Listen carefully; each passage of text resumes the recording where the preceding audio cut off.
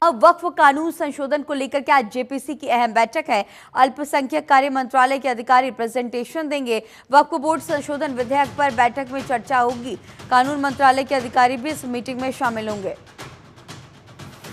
तो बड़ी खबर, जहां अल्पसंख्यक कार्य मंत्रालय के अधिकारी इस बैठक में अपनी प्रेजेंटेशन देने वाले हैं। जेपीसी की आज अहम बैठक, वक्फ बोर्ड संशोधन विधेयक पर बैठक में चर्चा होगी। कानून मंत्रालय के अधिकारी भी इस मीटिंग में शामिल होंगे। तो वक्फ बोर्ड बिल में जब ये संशोधन जोड़ा गया तब से लगातार देखा जा रहा है कि इस पूरे मामले पर सियासत जारी है।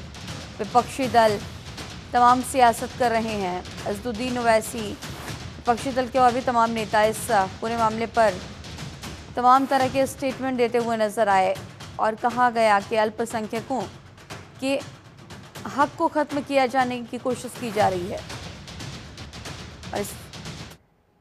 और इसी खबर पर और भी ज्यादा जानकारी के साथ दिल्ली से हमारी सहयोगी आंचल हमारे साथ लाइव जुड़ रही हैं। आंचल, आज वक्फ बोर्ड संशोधन बिल को लेकर के जेपीसी की अहम बैठक है। कई महत्वपूर्ण विषयों पर इस दौरान बातचीत होगी, चर्चा की पूरी तैयारी। इस वक्त क्या कुछ अपडेट? आज देखिए, जो अल्पसंख्यक मंत्रालय के अधिकारी हैं वो चर्चा करते हुए नज़र आने वाले हैं जेपीसी क्योंकि देखिए, जब ये कह सकते हैं कि शीतकालीन सत्र शुरू होने वाला है। शीतकालीन सत्र से पहले देखिए उनको इस पूरी रिपोर्ट को तैयार करना है जेपीसी को लेकर, और यही कारण है कि आज बैठक बुलाई गई है। पहली आज बैठक होने जा रही है और 31 सांसदों की टीम बनाई गई है और यही 31 सांसदों की टीम आज चर्चा करेगी। इनके साथ में चर्चा करते हुए अल्पसंख्यक मंत्रालय के अधिकारी चर्चा करते हुए नजर आने वाले हैं। और अब ये देखना होगा कि इस चर्चा से क्या कुछ निष्कर्ष निकलकर सामने आता है, क्योंकि समय कम है। शीतकालीन सत्र शुरू होने से पहले देखिए पूरी जो रिपोर्ट है वो तैयार करनी पड़ेगी। और अच्छा, लगातार देखा जा रहा है कि जो विपक्षी दल हैं वो इसका विरोध करते हुए नजर आ रहे हैं। एक बार वक्फ कानून बोर्ड में होने वाले संशोधन का भी जिक्र कीजिएगा, क्योंकि लगातार सरकार की तरफ से ऐसे स्टेटमेंट सामने आए कि जो अल्पसंख्यक वर्ग के लोग हैं उनका जो हक है वो नहीं मारा जाएगा, बल्कि उन्हें और भी हक मिलेगा। महिलाओं को लेकर के भी तमाम तरह के जिक्र किए गए थे। बिल्कुल, देखिए, वक्फ एक ऐसा बोर्ड है जो कि कह सकते हैं कि तीसरे नंबर पर देश भर में सबसे ज़्यादा ज़मीन उनके पास है और आर्मी और रेलवे के बाद उनका नंबर आता है। और उनके पास जो ज़मीनें हैं, कई जगह तो ऐसा देखा गया है कि मुस्लिम ही इससे पीड़ित हैं।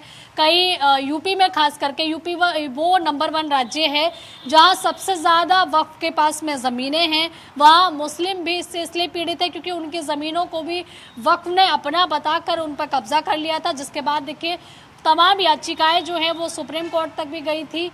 वहाँ भी इस मामले को लेकर कहा गया था कि भाई इस पर कोई ना कोई निष्कर्ष निकाला जाए, क्योंकि वक्फ का एक सीधा सा नियम है, अगर वक्फ ने किसी भी ज़मीन पर अपना दावा कर दिया तो आप किसी कोर्ट कचहरी, किसी भी तरह की कानूनी मदद का सहारा नहीं ले सकते थे। अब इसी में संशोधन करने की तैयारी में सरकार थी। हालांकि देखिए, जेपीसी पे मामला गया, इसमें संशोधन ये किया जाता कि भाई आपको पहले डीएम को सूचित करना पड़ता, पहले उसमें गवाही होती 2 से 3 लोगों की। आपको वक्फ की कोई संपत्ति, अगर कोई व्यक्ति अपनी संपत्ति देना चाहता है तो धर्मपत्नी को बताना भी ज़रूरी होगा कि भाई मैं अपनी संपत्ति जो है वक्फ को दान में,